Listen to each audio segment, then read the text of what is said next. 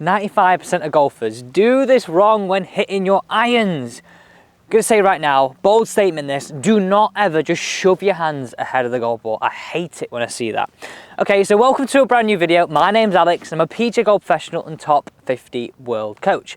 This channel is all about helping you play your best golf, and we're powered by you, the viewers. And today's question comes in from Steve. I have a question for you, Alex. How come when I practice, I hit my irons great down the driving range, but just can't take it to the course? I think a lot of us feel that way. Well, I've got a great 3-ball routine that you can use down at the range to help dial up your game. Now I'm looking at the iron thinking, oof, they're a bit dirty them. But my point where I want to show you this is, I want to take you from finding that bottom maybe 1 or 2 grooves where you feel it tingle all the way up the club, to finding maybe the 4th and 5th, right in that sweet spot. Because if I translate that through to here, you're hitting it here then. All that weight's behind the golf club, and that's what's going to give you the power, the consistency, and that, well, feeling of not actually hitting anything. So let me just say one thing. The reason why I don't want you to shove those hands ahead straight away, because look at this. If I shove those hands ahead, it tends just to open my club face considerably.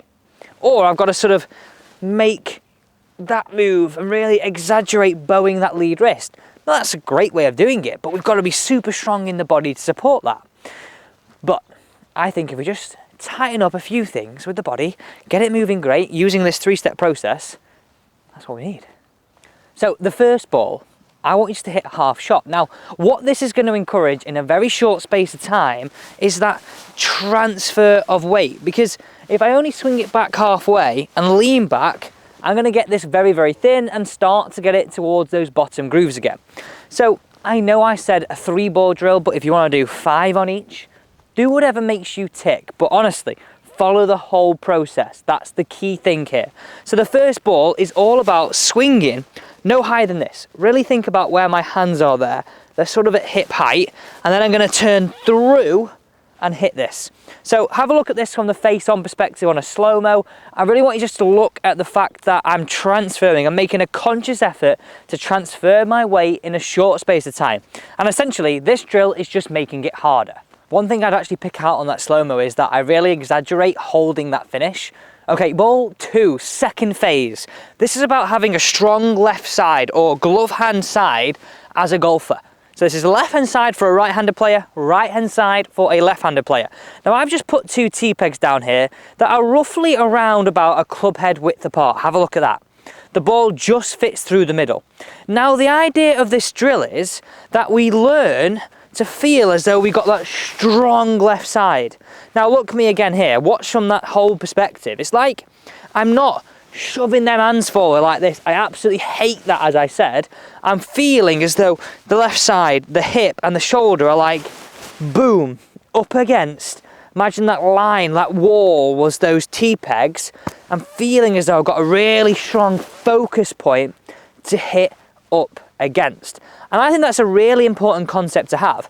So you can hit some shots now with those T-pegs there. You can just lie them down, by the way, if you want a range mat. I appreciate you can't put them in the ground. The idea is you imagine that wall. Strong left side. We've got transferring and we've got strong left side as point number 2. So I'm just going to move that T-peg just like that. I'm going to hit ball through the middle, smash through those wooden T-pegs. Strong left side drill this. Strong left side.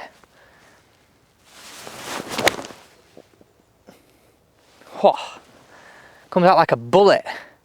Now I like to feel there's a bit more of a punch shot on those, just because it exaggerates that feeling. Final ball.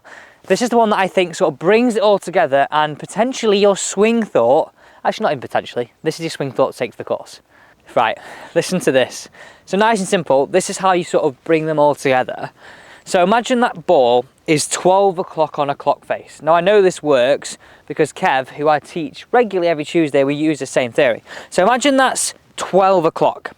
Imagine that's 3 o'clock, 6 o'clock behind me, and then we've got 9 o'clock here. What I want you to think about, as you start down, we're going to push our hips towards 7.